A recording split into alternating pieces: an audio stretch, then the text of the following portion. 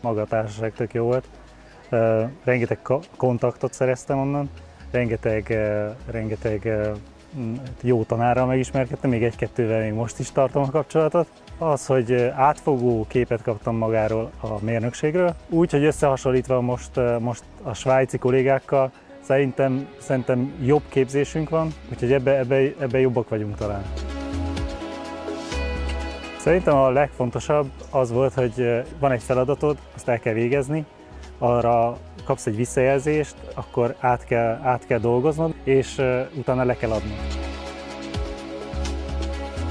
Én infrastruktúra mérnök vagyok, így az infrastruktúrát így egységesen az eBull-ből sokkal jobb képet kaptunk, mint például a svájci vagy német kollégák.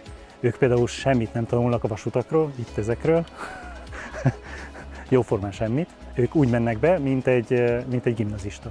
Ez megfoghatatlan előny volt számomra, az, hogy bármilyen feladatkörben is teljesíteni tudja.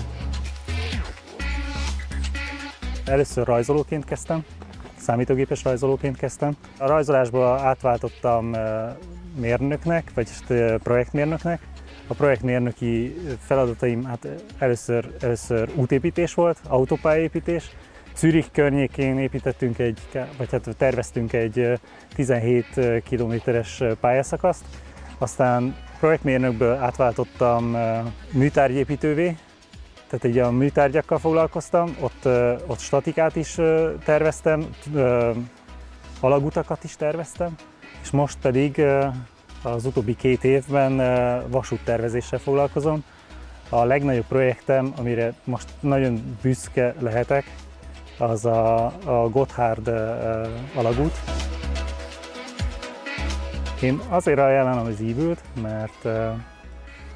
mert az eBull egy kicsi egyetem, és ennek minden előnyével, hogy a tanárok nyilván ismerni fognak, a tanárok személyesen rád szabottan tudnak akár segíteni, és fognak is, ebben biztos vagyok, mert nekem is nagyon sokat segítettek.